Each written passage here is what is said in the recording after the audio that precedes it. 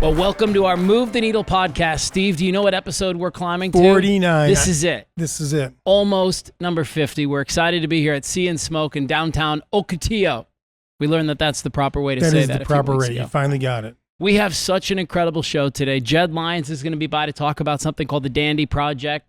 We've got Jeanette St.Germain, who I've got an event with coming up. She runs this place called the Radiant Soul Center.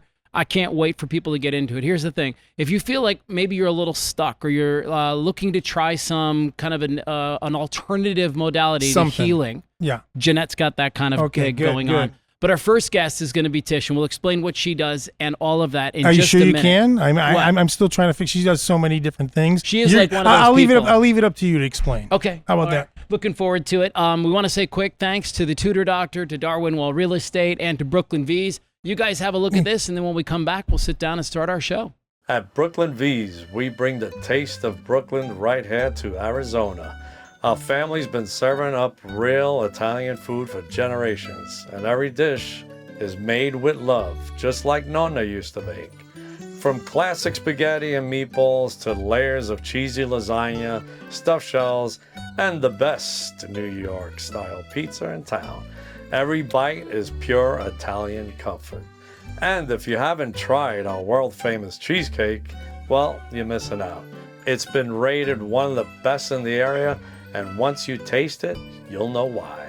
So come hungry, leave happy, and enjoy a little slice of Brooklyn right here in Arizona.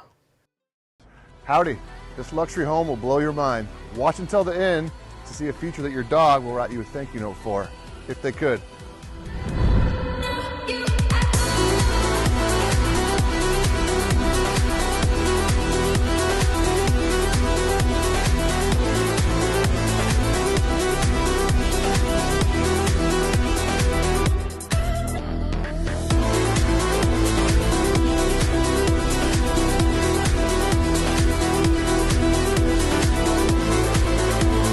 Spoil your pup in style with this custom-made dog wash.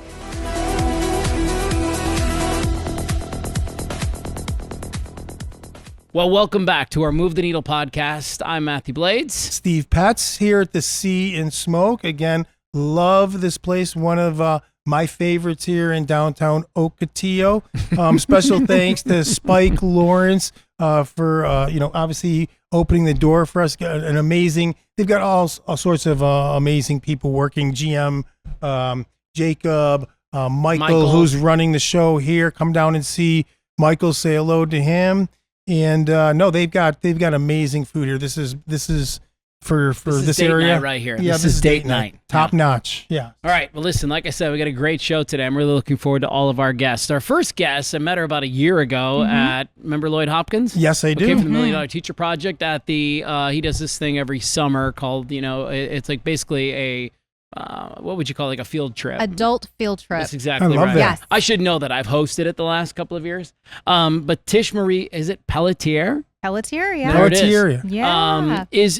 She is a woman of many different colors and rainbows and shapes and sizes, because you do just about anything. And I was reading on your bio, and first up, welcome to our podcast. Thank you. Thank you so much. You're one of these people that I get to ask this question to. Mm-hmm. You do so many things: speaker, business mentor, brand author, social connector, mama. She runs her own merch company now. So when people ask you at a party, what do you do? How do you answer that question these days? I say a lot of things. Where would you like me to start? Well, start from square one. Tell me, because I'm dying to know. Oh, sure. So I do lead off that, I am a mom, and I think that's really important to say. Important. I'm a mom. I've got 2 teenagers, and as we know, that's a lot in and of itself. How old are they? They are 16, so my son Caleb is heading into his senior year. I'm going to be crying so many tears, I'm sure. And then I have my daughter Ellie, who is going into her 8th grade year. Oh, wow. Well, you guys could connect on that. I'm a crafty veteran. Been there, done that. Oh, goodness. You're over it. The kids are out of the house now. I'm an empty nester. I can't keep up. I'm like, Yes. what season are we in now? Uh-huh. Yeah. Mine just graduated So this year. he's like you, I kind have of. one more going to be a junior next year, so we're in the hunt too. Okay, Sure. so mom, check. Yeah, I really love saying that I'm a business mentor, first and foremost. I have worked with so many businesses. I'm also a venture double mentor through Arizona State University. So What does I've been that doing mean? that. Yeah, explain So that. it means that I'm mentoring students that are becoming entrepreneurs, faculty who now want to become entrepreneurs, or people that just want to start a business but don't know where to start, but they're also getting involved in pitch competitions, so they're asking for funding. So I find it very fun to be able to sit with them and see their business launch and really work with them and find the gaps that they have in their business. Golly. I know you guys could know use each it. other, but where did this passion come from? It sounds like it's deep rooted. Well, I've been in business for 21 years this coming September, so it's been a long time. Okay. So I'm like, You if- left couple corporate America in decades. 04. I worked for an ad agency, and I had an opportunity actually lined up that fell through, and it was one of those crossroads moments of, do I work for another company or do I try this on my own? And I was like, I'm going to try this on my own. So started on my own. I've had several different businesses like you shared, have failed, have learned, have grown, have just really found out what I really love. And I think that's like the beauty of being a business owner, of like, you know what? This is what I love to do. All that other stuff I don't like to do, but this is what I really love. And it really comes down to mentoring other business owners, speaking, helping other businesses succeed, like, with our merch page, and seeing all the joy that comes from Let me that. ask you a question. So what do you think so mentors, here's what they're good at. They're good at like seeing things that other people can't see. Right. They're good at asking the right questions to get the right answers. Mm-hmm. So what is this gift that you have? What do you see in businesses that most businesses don't see in themselves? I think that, as a business owner, and I myself have mentors as well, because you looking at your own business, you can't see what's right in front of you. Okay, that's fair. Right? That's fair. And so when you're talking to someone and they have fresh perspective of, have you tried it this way, or could we try it this way? Then it's like the light bulb goes off. They see it. I see it. They start to take action, which is really where they're stuck. So my whole thing is, can we move you forward? Can we get you out of this stuck, uncomfortable state that you're in, so you can finally start seeing and finding that joy again? Like, I have people, grown men even, that are like, I'm going to cry. Like, I'm going to cry in this session because I have no idea where I'm going. And I'm like, okay, let's figure this out together. Right. It's that whole thing of, you can go further if you're doing it with someone else, if you are flying together versus trying to do it solo. Yeah. And I think like that a buddy. so many entrepreneurs just try to do it alone, and that's where they fail. Right. I hate to Okay. say it. All right. What do you got, Steve? So obviously you've mentored so many people. What's one piece of advice you give over and over again that people, they finally believe only after it works? Well, here's what I'll say. I say this to a lot of even my students at ASU, that if I'm more excited than you about your business, then it's Yeah. not, We've got a we're not problem. going to fly. This isn't going to work. We're not meant to be together. I love that. I tell people all the time, if you're not excited, who's going to be? And then you Right. think, Like, you have to want this. And if you don't want this, I can't help you. your energy is contagious one way or the other, right? Right. It's awesome. Right. So- What is that? It's either you can or you can't. You're right? right. You're right. If you Yes. think you can or you Yeah. can't, you're right. Right. Mhm. Exactly. Huh. Yeah. So when you're working with business leaders, and this would be good because there's a lot of small businesses that watch our YouTube series and podcasts. And so maybe they're looking into this right now and they're like, all right, so if you're jamming with somebody, give me a couple of questions that you might ask in a session with somebody. It goes back to, I hate to say it, but Simon Sinek was right when he wrote the book, Start With Your What's your Why. why? Yeah, for And I sure. think a lot of us have gotten so far removed from, why did I start this in the first place? And I've had to check myself quite a bit too. I used to run an event management company, hated it. It's so much work. So much work. So much work that I was like, what if? So I used to host this event, and I still host it, but I simplified it just this last year, called Social Connect. And for me, I kept thinking it had to be bigger. It had to have more. I had to have a DJ and food and speakers. And that's how I know Lloyd, because he was actually my very first speaker. Oh, he's a terrible speaker. And Mike, I don't know why you know, made that Mike choice. from State 48. Like, I've interviewed some incredible people. Yeah. Awesome. But at the end of the day, I'm like, okay, I'm getting here early. I can't talk to anybody because I'm running around trying to run this event. I'm Right. trying to get the speakers in order. I'm trying to see if the food is ready.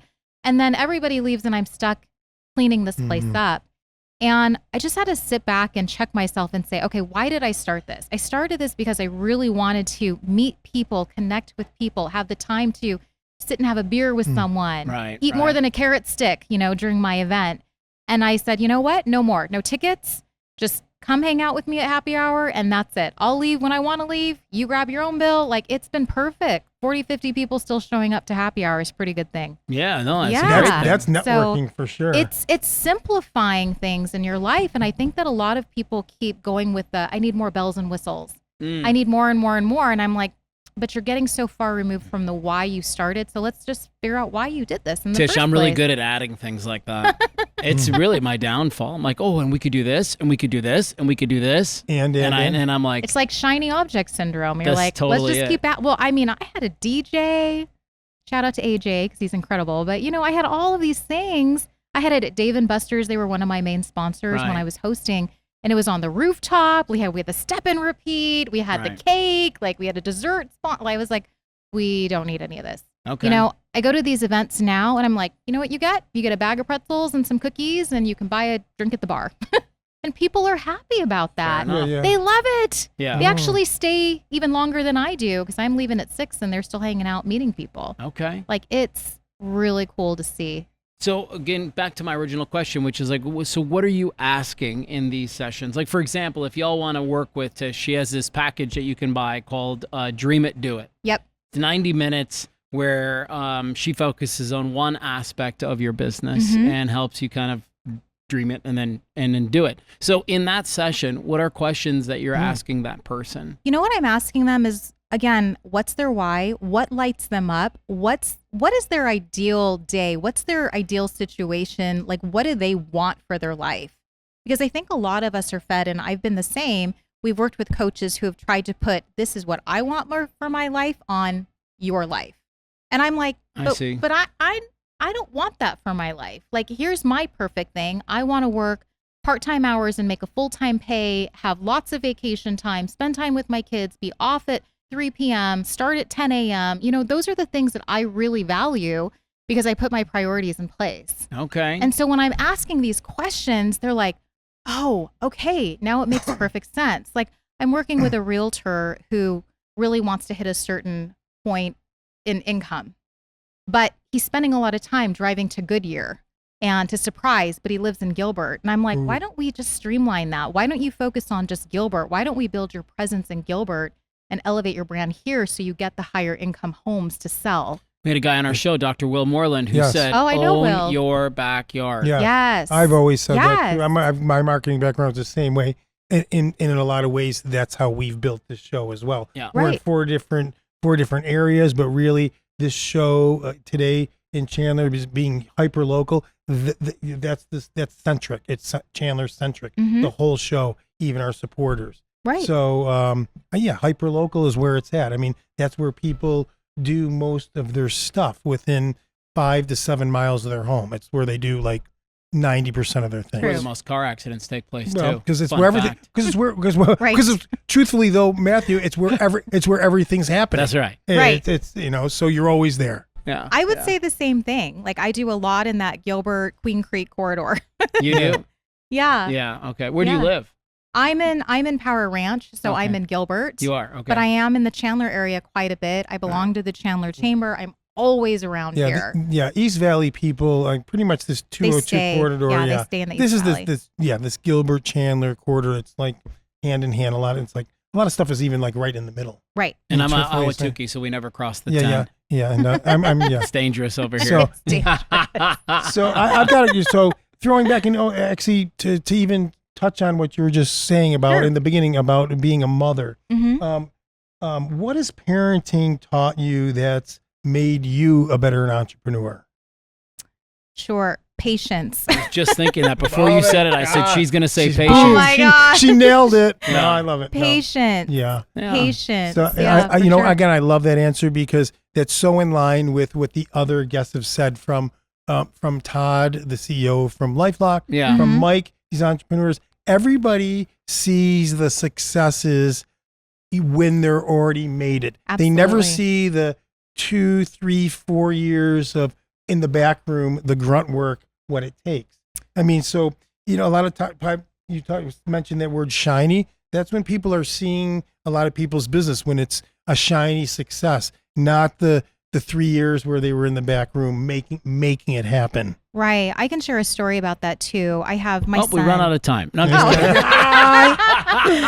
I love it. Well, I have my son Caleb who plays club soccer, and he's been on so many club soccer teams, and they haven't always treated him the best. Sometimes he's gotten great playing time, sometimes he hasn't. Youth sports. And I would equate it to even business. It's like go where you are wanted, right? Yeah. I love that. Yeah, And go where you're so wanted. he made a very big change and went to the American Youth Soccer Organization, AYSO, which is all over the country. Right.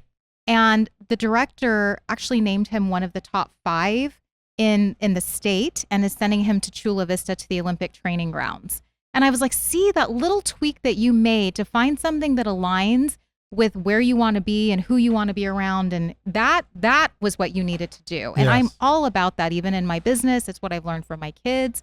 But I'm always like, just keep working hard at that thing and it will happen. Even if you want to throw in the towel, like just keep working hard and take it day by day.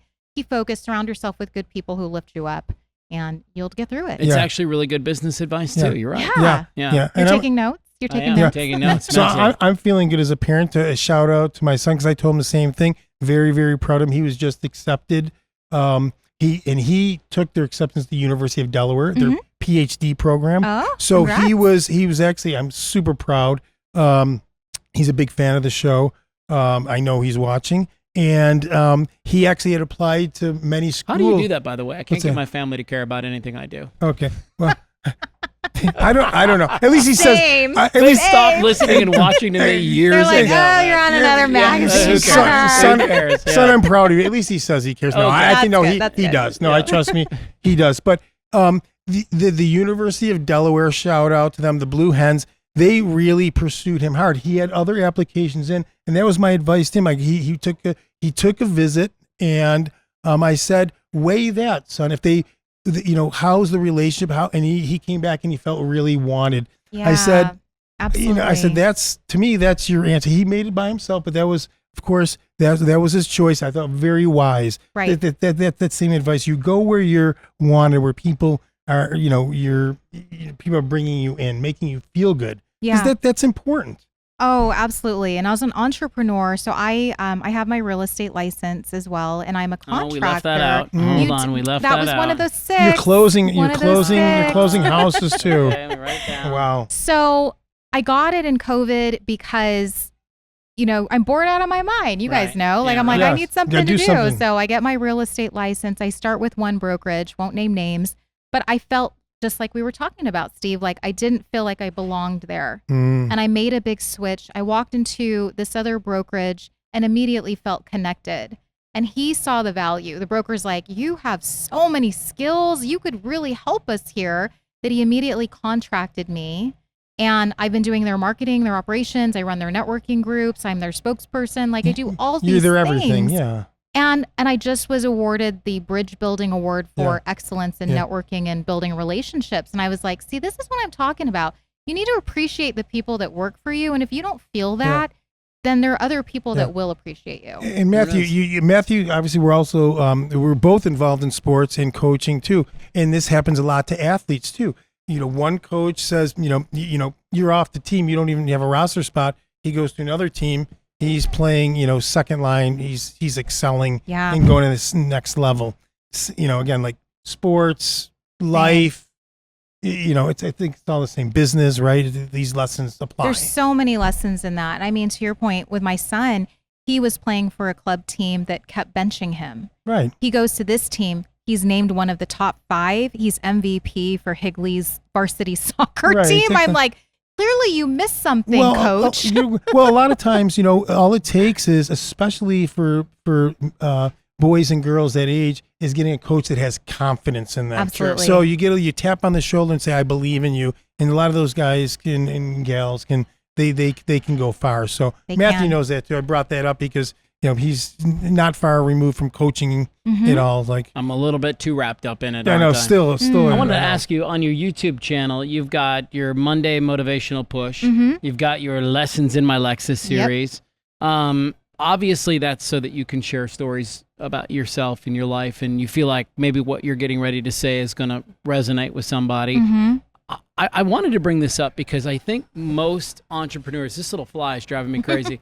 I think entrepreneurs, I should speak for myself. I have a tendency to overthink things sometimes, but sometimes it is as simple as getting in your car, hitting record, and talking about what's on your mind. Lessons in my Lexus. Yeah. Right? Like, that's how something like that is born. So what are you sharing on these series? Like, what was your latest lesson in the Lexus? Well, What's funny is she drives a Toyota. No, I'm just kidding. I used to drive a Toyota. Well, they're all in the same family. They are. I used to have Convo in my Camry. And then when I got the Lexus, I upgraded to Lessons in my Lexus. I like it. Yes. Steve, you could do it too. Yes. You have a Lexus. Well, Yeah. Couldn't you come in for guest appearance? Yeah. There you go. Well, and that's the fun thing is I actually do have people jump in my ride and they'll be the guest speaker for the day. So I'm like, hey, Steve, you're in the Lexus. You tell me what's that lesson for the day. I'll take that as an invite. Sure. Yeah. I'll accept. Thank you. Steve will invite Anybody that himself wants to jump in everywhere. the Thank you. Lexus, you be the, Sure. the What was the last person. lesson? Do you remember? Oh, it was don't ever assume. Oh, I We love talked that. about this prior to the show. Don't ever assume and always always take your doctor's advice. Really? Which doctor? All the doctors. All the All the doctors? doctors in your life. We won't go into details. I You'll would just say- have to watch the last I would say make sure you get a second. But I want to that's wrap it's up okay. with Tish, and I know you. Do you have I've got one for us. Okay, Yeah. before we do that, the merch company. Let's talk about it. Yes. This is new. This is your latest endeavor. This is my latest endeavor, and I was sharing with both of you that it actually was a failed attempt to start. That this is another thing. When you're in business, it is okay to change direction and iterate because sometimes your original plan sucks, for lack of a better word. And so my business partner, Ginger, and I created our merch page after, but we first started out with a business to consumer site called Love, Laugh, Smile Gifts. And we were like, this is it. We're going to create merch. We're going to create all of these custom t-shirts and people are going to want to buy them. Only problem is we're having to compete with the Amazons and the Walmarts and the A Targets. zillion other people on the whole planet. And so we had made a sale and I'm like, we just made $8 Yeah. for all the work we put into this. We just made $8. And I literally and I had been banned off Facebook and Instagram for whatever reason. We won't go there. I don't even know why.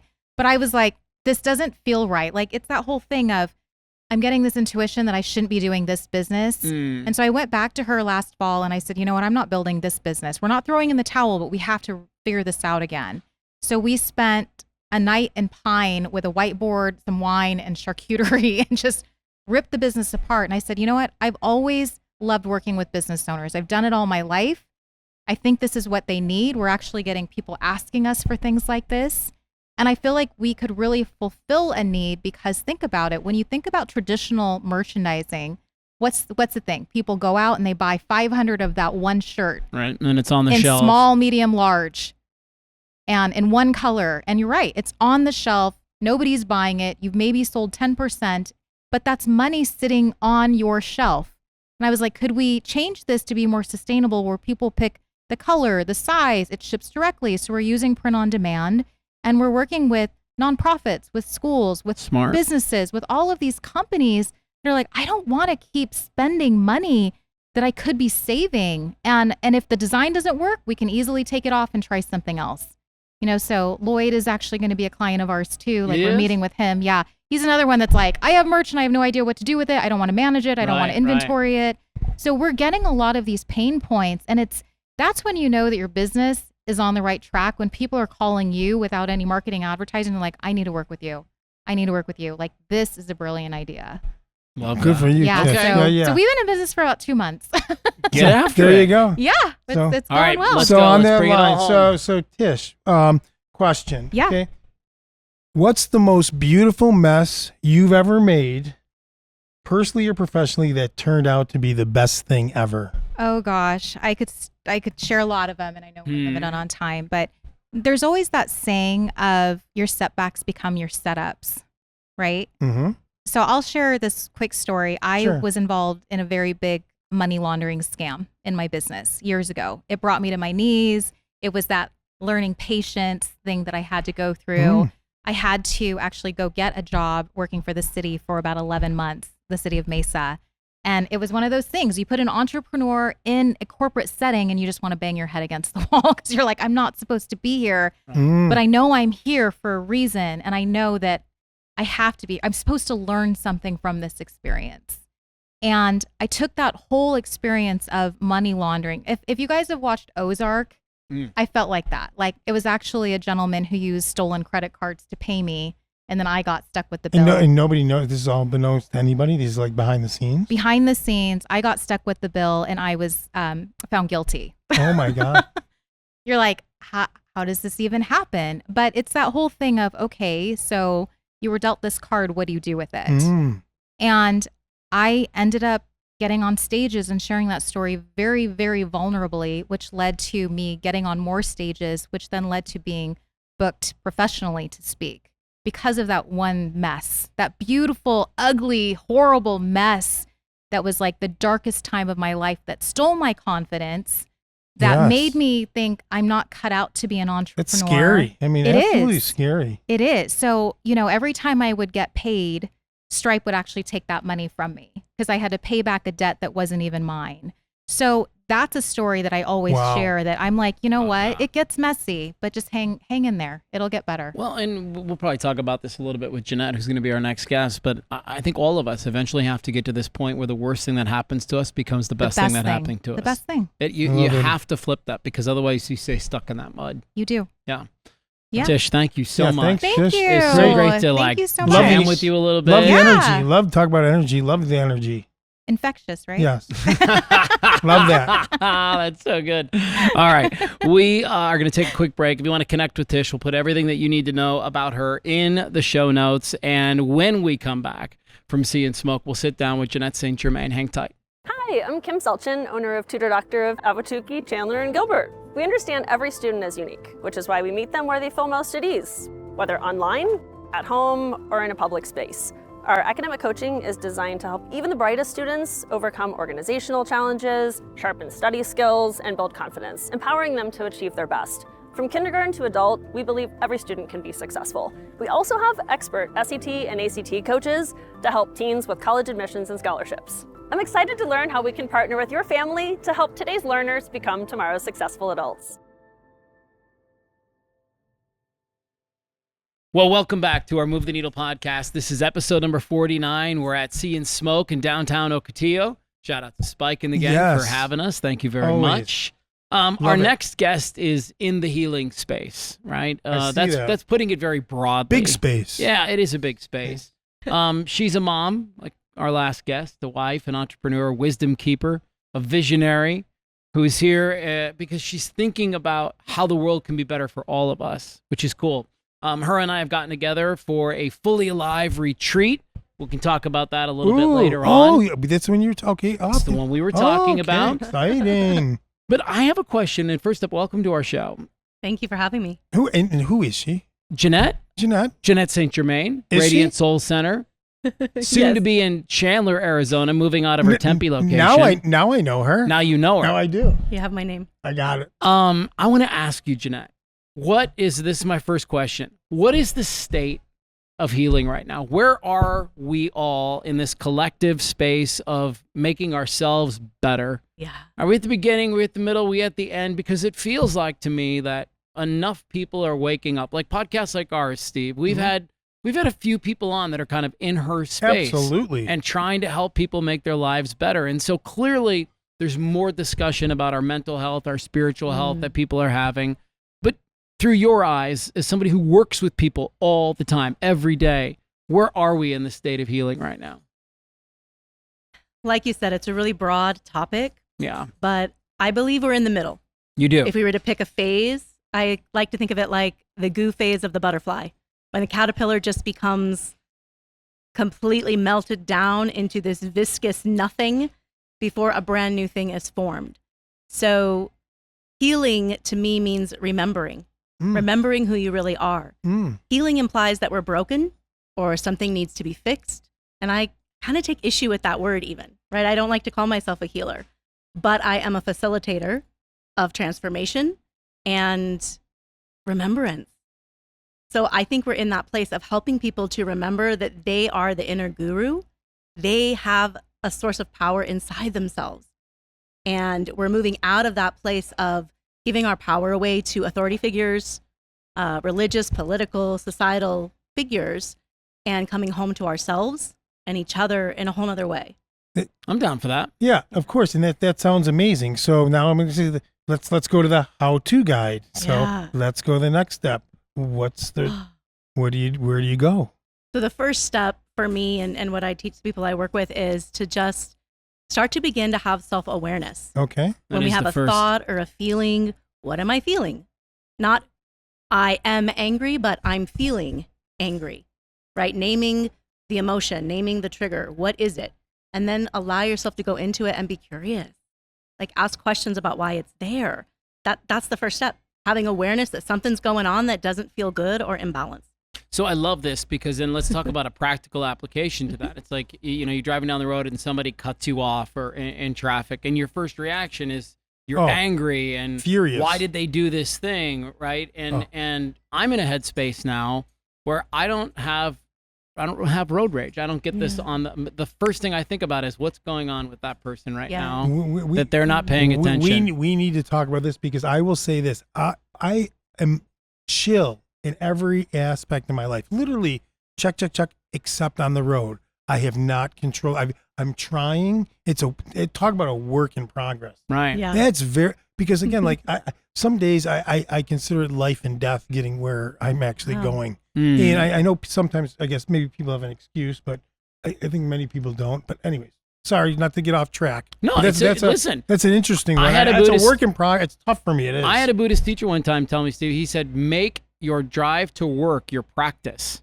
Like, how So can you be tough. on the road and just Like, let everybody do what they got to do and not yeah, get worked up about it? listen, the people who know me the best are like, dude, you are the chillest guy until you get in. I'm like, I know. I'm like, I'm the same I'm way. like, what? I'm Are you like, crazy behind the wheel too? it's like white. Not it's, crazy, but I get triggered. You do. It's called, I get triggered. I call it white knuckling. My buddy's like, I grabbed that steering wheel so tight. My buddy's like, dude, relax. Anyways, No, it's a thing. I tell my clients that too. Every time you think you're evolved or that you've got anything figured out in life, go get in traffic. yeah. See, Right. you went right for the heart of it. You went for the trigger. I mean, Yeah. you triggered me. I triggered both of you. Yeah, Jeez, sorry about that. Perfect. Kumbaya, Yeah. John. Perfect. I want to go back to something you said just a couple of minutes ago, which is this idea of I almost take exception with the fact that you're calling me a healer or something like that. Because you're right. We're in trouble as a society because we keep giving our power away. We keep saying somebody else is going to fix me. Somebody else is going to help me get there. Somebody else is going to do this. And my experience tells me that actually nobody else will heal you. Right. Like that is on you 100%, 7 days a week, 365 days a year. Yeah. Is that how you see it? Yeah. I think of it as the ceremony of life. And I facilitate all kinds of different spaces for people and myself. Right. And I've learned I cannot do it for you. I can't be you or understand the experiences that you've had fully because I'm not you, but I can stand beside you. I can hold your hand. I can just be there with you in a moment when you might need to remember that you're not alone. I can encourage you when you've forgotten what love looks like, but I can't do your work for you. So what about the word guide? Do we like guide? I like guide, facilitator. Yeah, guide teacher. is kind of what you Yeah. are then. And there's a lot of should we call it alternative therapies that you Sure. offer? Is that the is that the Sure. legal way to Yeah. phrase that? Yeah. Okay. Right. Yeah. I mean, without getting anybody in any kind of situation, I mean, there are a lot of power in alternative medicine, psychedelic therapy, shamanic breath work. There's a lot of things that fall under that umbrella, and you work with all of this stuff. Yeah. So tell me why you choose one tool over another. Why would you choose breath work for one person and maybe a microdose journey for somebody else? Yeah, that's a great question. So you hit the nail on the head. It's a tool. It's not the thing that's going to create the space of healing. Yeah. But some people are ready for 20 years of therapy in one night. Got it. I'm one of Somebody those that's people. ready for that. Let's get it done. I would say, okay, let's have a talk about entheogenic plants. And let's About talk what? about it. Entheogenic plants, Oh, what's that? psychedelic Oh, medicine. got it. Oh, okay. I'm just going for it. Yeah. Yeah. Sure. That could be a conversation that we have. If somebody's got a lot of fear or they're just kind of beginning to open to the idea of alternative medicine or the idea that they are more than just a human meat suit walking around, I might invite them to a sound journey or a meditation group, kind of dip their toe in the water of a space of expanded consciousness. I wouldn't necessarily throw someone right into something that can be as intense as a psychedelic journey if they may not be equipped to handle that experience. Right. Because again, I can't do it for them. Mm. Right? Okay. What do you got, Steve? So you talk about words and going deep. Yeah. You use that word soul remembrance. Can you break that down for someone really doesn't know or actually have heard that term before? Yeah. So I feel like when I look around society and in the work I do, there are multiple ways of perceiving reality. There's a 3D perspective, human meat suit, here's a table, here's a chair, there's a tree. Everything in reality is only what I can see and sense and feel through my 5 senses. 3D, physical. When I'm talking about the soul reality, I'm talking about the places of telepathy, intuition, shamanic practice, going beyond the beyond into liminal spaces that cannot be described with logic or understanding. And to me, soul is a bridge between the mind and the heart and the essence of the universe, the life force that flows through all living things. And I think that is in the planet, it's in the stars, it's in every human being. Everything that has life has this connection to soul, to universal life force. So to me, soul is the bridge and the connector. Makes a lot of sense. Yeah, I want to ask, if you don't Deep. mind. Go ahead. When you're working with people and you're guiding them towards their own healing, like we can use that word for them because it does feel that way to people who look. Once upon a time, I felt terribly broken. I felt smashed into a million pieces, and I know a lot of people resonate with that, For sure. right? How often is the thing that's holding us back something from our childhood? Probably 85% of the time. Ooh, Yeah. Yeah. that's a That's a pretty huge high, one. That's pretty high. When you're Yeah. when you're on the baseball all-star team for only hitting 350, Yeah. 800. Yeah. Yeah. So 85% of the time, it's something from our childhood. In your experience, what things from childhood leave the lasting impact? For every person, it's different. When we talk about even the word trauma, like a trauma for one person could be someone else's best day ever. For sure. Right. So I just want to give presence to that. But something like you get taken to kindergarten and you're left there for the first time and mom says, I'll see you soon, but she doesn't come back for like forever in the mind of the child, right? Maybe she comes back 4 hours later, but the child feels abandoned. That can leave a mark. And then it affects us whenever an authority figure or someone we love or is supposed to take care of us in our mind tells us, hey, I'll be back. You have to stay here without me. Right? Then this you go right back to that They get childhood. anxious. It creates a pattern of anxiety, Anxiety. abandonment, betrayal. And that doesn't even touch stuff when you really are being abandoned and betrayed and hurt in those ways, right? So anything can create a reality, especially before the age of 7, pretty much. As children, we have not defined ourselves as sovereign, autonomous beings until the age of 7 or 8 years old. So we are literally sponges, just absorbing everything around us, all of the thoughts, feelings, emotions, all these adult situations. I mean, my parents split and got divorced when I was 3, and I have a lot of very vivid memories I'm sure. of their fights and the first time my dad was supposed to come pick my brother and I up for the weekend, and he didn't. And so I've had to work through a lot of those traumas and memories. Yeah, I wonder just to compound on this a little bit, and then we can kind of move on. But like, how does somebody know it's an event from their past that's holding them back, and versus like, well, this is just who I am. Right? Like I've heard that a million times. This is just who I am. Yeah. Maybe or maybe not. Maybe not. Yeah.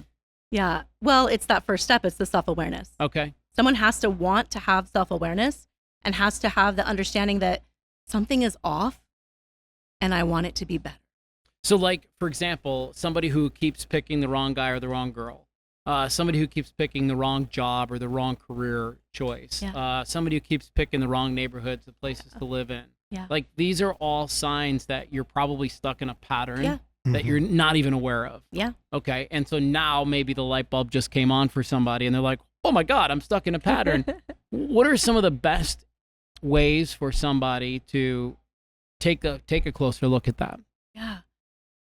For me, I started with meditation. That I've been practicing probably since I was about 8 years old. Really? Wow. Meditation has been my saving grace so many times. If not that, then doing something creative. Like for me, it was writing poetry, writing in a book or a journal or taking pictures. I love photography. I'm an artist, right? In my heart. So for me, when I was moving through some really tough times, but I didn't know how to really fix it, I just started creating and processing the emotions as they were coming up. And I learned that at a really young age as a form of survival, but realizing that it's actually a way to process things. Yeah, isn't it kind of good? I think some of the best guides are the people that have been through the ringer themselves. Because you kind of, it's that old Robin Williams quote, like, I make people laugh because I know what it feels like to feel pain. And guides are the same way. I think most of us who have been through the ish ourselves are the best people for others because we know what that space feels like. Yeah. How often are you drawing on your own personal experiences? Because there's this really careful line that you have to walk, right? Like you can't project, you can't make their crap your crap. Yep. Like, so how do you walk that line sometimes of knowing what's right? Do you just feel it in your guts? The first thing I do is just get really present. Okay. I practice being super present with the other person and also having an awareness of myself, my own system, at any point in time. Because I'm a practiced meditator and I go through all kinds of different quantum fields and dimensions of reality, I can be in multiple places all at once. So I can be very present with them. I can notice like what's going on with their breath, their body language, their tone of voice. I can see what's happening in the energy field intuitively, which is a whole nother rabbit hole. And then also have the awareness of myself. So presence is the first step. Oh man, I'm a big believer. So I mean, Yeah. and listen, I actually went to the Radiant Soul Center one time from other podcasts, learned from people who lived it. Yeah. And you were working on Amy? Kate. Oh, she was working on a woman there, and Jeanette was like nice enough to let me mic everybody up, and she went through her whole healing process with this woman. Amazing. And you were shifting her. Yeah. There was some like little girl anger stuff that started to pop up from her. She started to cry and then she started to laugh. Like there was some really awesome things taking place. And that must be the most gratifying part of your job is that when somebody walks through the front door, they've got one look on their face. And when they leave, like they're so light. Yes. Speaking of light, I got a little bit. I want to bring it down a little bit. Let's go a little bit light. We're getting ready to wrap up, so this is good. Let's lighten it up. So just to show, your light side of things. Have you ever had a big spiritual moment and then done something totally human right after, like drop lose your keys or drop your phone in the toilet or something silly just after like a major one of your moments? I think that happens every time I have a major moment. Because you go into these expanded spaces and this new awareness of reality, and then you have to come back and remember this is a spoon, and it's very odd. Yeah, you're talking to your spoon like on the phone call. Yeah, no, it really is like that. I remember the first time I went into a really high frequency meditation with another colleague, and we were running energies together, and it was like we were in this vortex. It feels like a swirling energy, and like you're really, really high without any drugs. Got it. Every molecule I is felt that in dancing. breath work before. Shamanic breath work specifically can bring me to that. They call it an altered state of consciousness or something like that. Yeah. So I play in those fields a lot. I have to ground. I have to do certain practices to actually walk around and be human without running into walls and letting food burn and things like that. So I remember when we did this meditation, and we went out to Denny's after trying to ground. This was like at midnight. We were so hungry and just totally Crash loopy. Denny's. Let's do We're it. like, Denny's. Hang out with the drunks. Yeah. And I literally remember picking up the fork and the spoon and just looking at it like, what do I do with this? I don't know where I am or what this is. Don't we use chopsticks at Denny's? Yeah. All right. Excuse me, ma'am. Yeah. So very humbling, right? To come back and be human when you're in those expanded spaces. I love that. I love that answer. How often would you recommend somebody gets into that state of consciousness, not with medications, but with their breath. Yeah, breath or meditation or energy work, any of those tools. Yeah. I mean, even when I hold my gong ceremonies, I've had it be orgasmic for certain people. Really? Oh, yeah. Like they literally have an orgasm? Oh, yes. People's energy moves. Like it's a real thing. Now that's one we haven't spoken about for the audience. Yeah. Yeah. That's the first time move the needle. Yes. No promises on anything. Max is like, yes. No promise, but we'll give it a shot. It sounds pretty clean, at least. Yeah. Is it men and women or both? Yeah, men and women. Yeah. I've had these orgasmic experiences. Yeah. That's so wild. I want one now. Like, who wouldn't want to have that kind of an experience? Oh. I don't think it would be incredible. Well, Okay, let's wait for after the show. Well, of course. But I'm just kidding. saying, like, I'm just kidding. that I love it. euphoria, that It's feeling Yeah, that you it would is. get It's in the that moment euphoria. is incredible. Yeah. Yeah. and that feeling of just being more connected to yourself and your Right. life force, right? We're walking around like zombies. We are. Yeah. So, yeah, let's Yeah. go be in that state as much as possible. Yeah. And my goal is to be in that state every moment. Yeah. Okay. That Yeah. I don't need a tool to get there. I'm just in it. That's my life. Can you on that note, obviously leaving on a hot note, can we just show them how to like get to the show notes and get to Jeanette so they can figure out how to do this amazing stuff? You want your own we got experience? we got to cut off camera a little bit. I got to get I'm out of water I need a little ice water. Yes, of course. We'll link to her and the Radiant Soul Center in our show notes. You can find her. Listen, I can unequivocally recommend this woman. I like what she's doing so much that I wanted to get into business with her and put on events with her. I've seen the power of what you do for people, and you describe your space as safe, loving, and soulful. It is all three of those things. She's getting ready to move from Tempe to Chandler, so here we are in downtown Ocotillo. Loads of people are within a 5-mile radius of this. She's even closer to you now. So have a look-see at Jeanette St.Germain, and you will find, I think, just about everything that you're looking for. Sounds everything you're looking for. Yes. Yeah. Sounds like Thank it's you very gonna much. work too. Yeah. Thank Thanks you. for being on the show with us. Thanks, Jeanette. All right.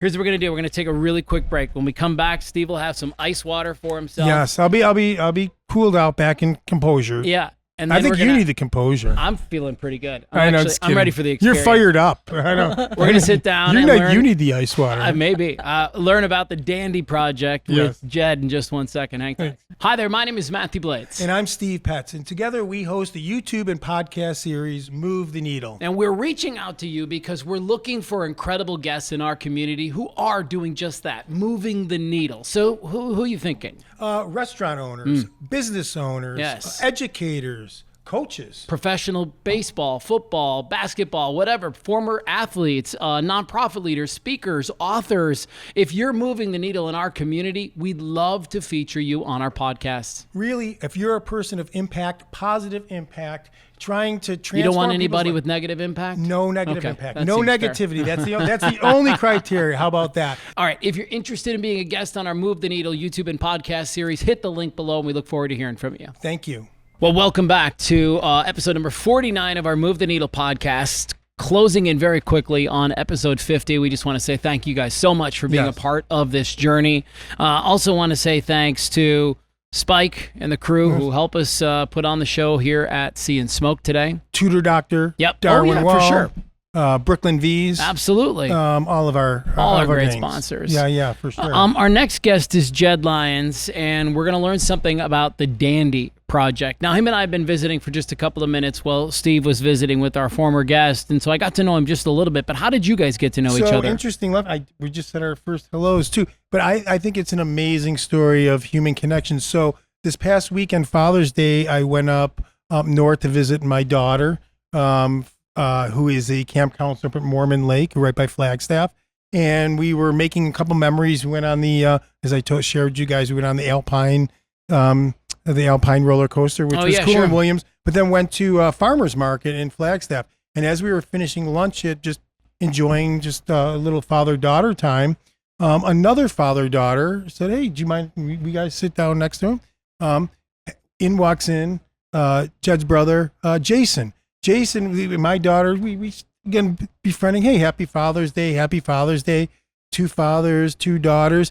And somehow the conversation between my daughter and your brother Jason got into a podcast, and they started talking. He and Jason started talking about his brother and sister, and I'm like, well, we have a podcast, and yada yada. Next thing we know, we're on the phone. We're talking about the Dandy Project. We have a spot opening. I guess had to reschedule to the next podcast, and here he is. And so this has been this guy's whole life has been serendipity. We were just talking but about that. But again, you're great, bro. Your brother, great conversation. But just again, like it's sometimes just again like my daughter walked away and said, you know, that's really cool. She goes, Dad, you love like meeting and talking to new people, don't you? I go, I do. I mean, like it's really a charge I get in life. So it's amazing. And now again, like now we got a new friend, we got an amazing guest, and we get to hear, and our audience gets to hear about the Dandy Project. So take it away. Take it away, sir. Well, you know, the Dandy Project is a nonprofit that's really about making parenthood more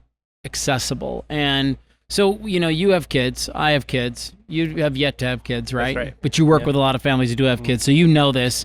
When you think about like what are those immediate needs when somebody has a baby, diapers comes to mind right away. The car seat to take the baby home. You got to move around. The crib, the stroller, toddler bed. Like there's all these I call it things. the heavy lifting. Yeah, the formula if they're not able to breastfeed. There's like all of these things that are huge expenses right out of the gate. And you all provide those things for people. Why? Why did you start this project, the Dandy Project for little babies? Yeah. Well, my sister's my partner in this. She can't be here today. There she. That's right. And why can't she be here today? Let's timestamp this show. So she is very close to her due date with her second child. Oh. And she's had intermediate contractions that sped up quite a lot just about 2 hours ago. So here we go. June 19th could be the day. Could be. Okay. So good luck. Her and I are partners in this, and we've been partners in other endeavors before too. Usually for-profit businesses, things we did as side projects. And a lot of times her and I will, if we're in the car or just spending quality time together, we like to dive into subjects, and I wouldn't call it argue about them, but we like to take different positions and figure out kind of what exactly we both think about these things. Yeah, healthy conversation. Yeah, and it's fun. We get to learn a lot too, because these aren't always just a single instance. We'll go read up on things, and we'll get back with each other and whatever it may be.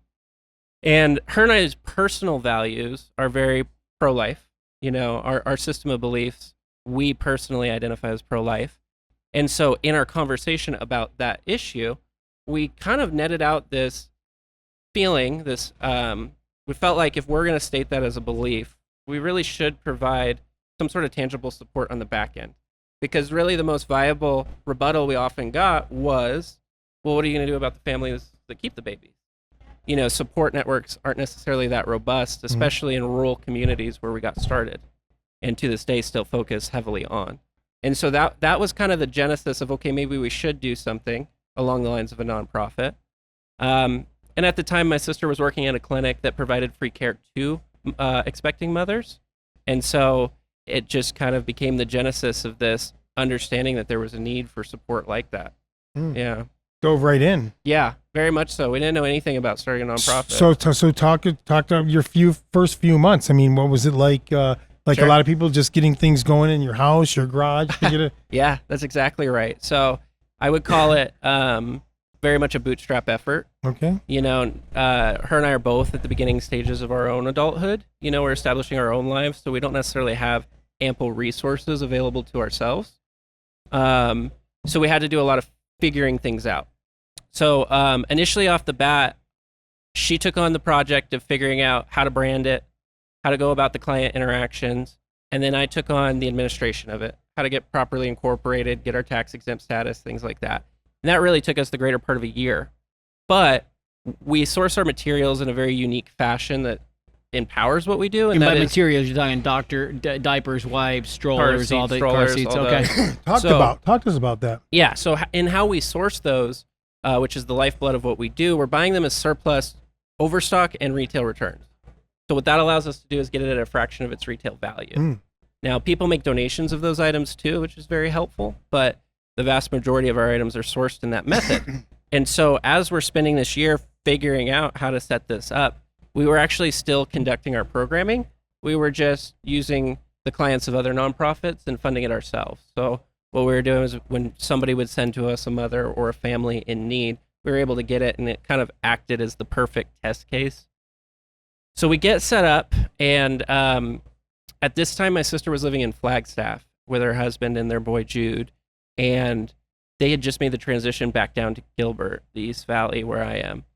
And we have a passion for the rural communities because, again, these support networks aren't as robust in those communities. It's truth. Yeah. Yeah. And so when and we can talk about this a little later, but when we partner with another organization, we focus on the rural areas. So the logistics became the next hurdle. So what we're really up against is a game of storage and transportation. So with the storage, initially we were using our parents' garage. Which they loved. Yeah. For the record, they loved that. Yeah, they were big fans of that. Yeah. So then we decided, I was living in an apartment with some friends. They were just moving to Gilbert. We decided to rent a home together, and we specifically looked for something that had substantial storage space. And so now we use our garage, and at times when we have kind of a high volume of materials, we'll rent a self-storage locker. And then the transportation of items. So again, we're mostly partnered with rural communities. Of our 16 community partners, only 2 are in the metro area. The Okay. rest are all out in kind of rural and non-urban. Like where? Can you give us some examples? Yeah. So Flagstaff's where we got started. So Okay. we have folks up there we work with. Sholo, Payson, the White Mountain, White River, Apache, Yeah, Navajo White Mountain Nations, region, yeah. right? Greer and Mm-hmm. That's right. Greer, exactly. And then down south we have Oro Valley. Oh. And from there they distribute to those further south communities, which is awesome because a lot of these points act as like central distribution points into those more remote communities. So we're out in spaces like that, and we had the storage factor figured out, and next became transportation. So initially for our first year, we were using our personal vehicles. Her and I both have mid-size SUVs, and it worked. But more often than not, when we were making our routes, what we'd do is we would caravan with as many friends as we could. We'd call up everybody. If you have a truck, if you have an SUV, come along with us, you know? And what's cool is when you go to the Sholo area, for instance, it's a beautiful drive. There's a lot of fun things to do once you're there. So it wasn't too hard to convince friends to come along with us. We'd have a caravan of however many cars. And then we had our 1-year celebration. So we had like, go ahead. Can I back you before? Yeah. I want to hear about what's the reception like? I want to, for the audience, Yeah. what's the feeling like when you're first, you're encountering the people? Yeah, great question. From my perspective, one of the most gratifying things is when we get to deliver these materials, they're not entry level. We're acquiring what would be the premium luxury models of these items. So not only are you getting to show up with something that's a huge burden lifted off of them, but you're also kind of gracing them with something pretty substantial. Some good stuff. yeah, it's Yeah. not just cheap diapers and Yeah. cheap car seats. That's Good, right. the good, Yeah. they're getting the good stuff. That's right. So that's pretty cool, and they're grateful. A lot of times when you have an unplanned pregnancy, especially with the clients of the organizations we work for being so young, it's not uncommon for us to encounter teenage mothers, mothers in their early 20s. The biggest fear that they have is how they're going to pull it off. Mm-hmm. As you They're think, scared. very much so. Well, and understandably so, because as you think through it and try to plan, I mean, one of the things that I'm sure is present on all their minds is the dollar signs racking up. It's on everybody's mind. I don't care who you are, right? And if Like, you don't the dollar have signs are- insurance, I mean, going to the hospital and just delivering a child is astronomical. for sure. That's if right. if everything goes smooth. That's exactly right. Well, and in all circumstances, you can't leave the hospital without a car seat. Right. So in some circumstances, you're trying to bear the burden of that cost, right? The medical cost. But then additionally, you have to have that car seat on day one. What are car seats running these days? Well, it depends on what model you go for. I would say the middle of the market, usually it'll run between $140, $200. Okay. That would be for like your Honda Civic of car seats. Yeah, right? yeah. But it's on top of everything else. Oh, for plus, sure. Plus The Passy, Right. the Blanky, the clothes, Everything. the formula, the all everything. the things. Yeah. We have access to a lot of really great data, and one of the most popular car seats in our region actually costs $1,200. Wow. Yeah, and What? it's a convertible car seat that comes out of the car and is a stroller. So Pretty it's cool. Seen those. Yeah. Seen those. So You got the dough. I mean, that's pretty expensive, but yeah, and there Okay. are economy model car seats that exist to the tune of about $60. But Don't sound very safe. I mean, really the biggest hurdle is the compatibility with the car. Oh. So they're pretty limited on what I cars guess they they can all be have to be installed in. safe. They got to pass. Yeah, they all have standards. Yeah. I know in 2014 or 2024 rather, you all supported 312 families. That's right. Steve, I'm going to steal one of your questions. Is there a family that stands out? Is there one story from you that maybe moved you and Ershi to tears, or even kind of, I don't know what that is. Yeah. Yeah, no, that's a really great question. So, yeah, we supported just over 300 families directly, and we estimate that we supported about 1,000 indirectly through our community partners, too. So, it's a hard number to get a solid figure on, but well, there's one community partner we have in particular, and their core competency is adolescent mothers. So, those are really difficult situations. You'll be talking about a mother who might be as young as 14 years old. Now, it's rare, incredibly rare. A lot of times their clients come to them at the age of 22, and they might have a 6 or 7-year-old. So, and in those circumstances, it's usually a result of abuse. So usually whoever fathers the child is somebody genetically related to them. And so a lot of times those children have health deficits as well, too, mental deficits. So that group in particular, I always leave with a heavy heart. You look at their client base, and we've had the opportunity to spend time with them in the same room, and they're in such good spirits. They're happy to be supported, and they're making the best of what they have. And so it's awesome. It's incredibly empowering to see, because you're talking about an already incredibly difficult set of circumstances, unplanned pregnancy, but then you're tacking on those extra dynamics. So I think any of the clients, maybe to get more specific, we promise to our clients that privacy, right? Yeah. Confidentiality. So I can't necessarily get too specific, but I think one case in particular was a single father who was disabled. He was 16 years old, had a baby, and shortly after his baby, he ended up wheelchair bound. And him and his mom were making the best of it. I mean, I think that's probably the most the thing that I value most about what we get to see out of these parents is the self-sacrifices they make. They were the perfect case of that. I mean, they gave everything to make sure that they were supporting the baby. Love it. All right. Steve's got some easy light questions it's for you. It's a little lighter, but when we're talking about the kids and parents. But what's something a parent said, and when you dropped off the supplies, that completely caught you off guard? Funny, emotional, or just unforgettable? Well, my sister does a lot of the client deliveries. Okay. Usually the women are more comfortable. She's got directly. She's got a lot of those those have stories. the stories like that. Yeah, I'm trying to rack my brain. I think probably would be the same client I just mentioned. The young man in the wheelchair was offering us Legos. He was so grateful. He's like, "Is there anything I can do for you?" And at the time, our nephew was 3 years old. My sister's child, who was with him, he had Legos with him.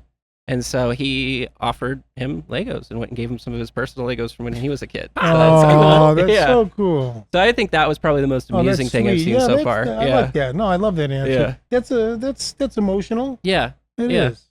So how do folks get involved with the Dandy Project? Sure. Because probably there's two different demographics, right? There's the people that need it and the people that want to support it. Yeah. So let's talk first about the people that want to support it. What's the easiest, best way to make that happen? Well, going to our website, it's dandyproject.org, and there's a contribute button where people can donate online. We're also what's called a QCO eligible organization. So your tax deduction at the end of the year. That's right. So you can donate individuals up to $480, married couples $970, and if you have a tax liability, it's reduced dollar for dollar to the amount that you donated. So those contributions, again, are very important and critical for our mission.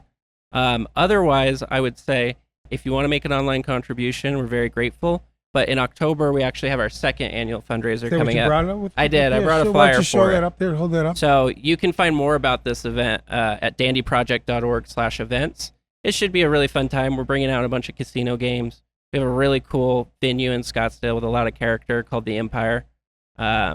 And you can find that at dandyproject.org/events. Awesome. All right, we'll Yeah. throw that in the show notes as Thank well. you. It's Saturday, October 25th. That's right. And you can get your tickets at dandyproject.org/events if you want. Again, we'll throw those in the show notes so that people can get in touch with it.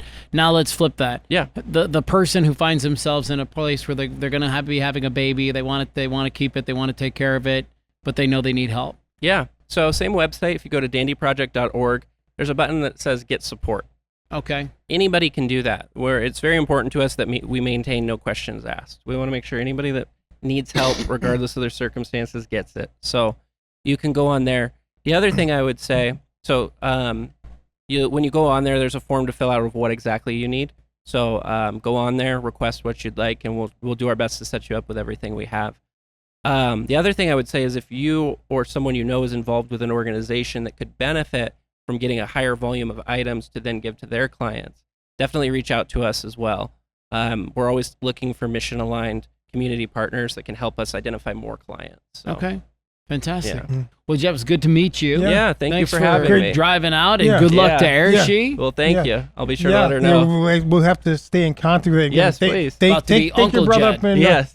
thank your brother up in Flex. If we I shout will. out to him. Good, great. Thanks for connecting us. Yes, of course. Thank you Awesome. guys. All Yes. right. Well, listen, that's a Yes. wrap on episode number 49. Oh. Thank you guys so much for watching. Zeroing in on our final show for the season, our I first know. season. It's amazing. If it does feel 50th pretty show, good. we're That's pretty wrapping up next incredible. year, yes. Yeah. We're real I excited. want to say about that. thanks to Tish and Jeanette and, of course, Jed. And we'll throw all of their information in the show notes so that you guys can connect with the things that we were talking about.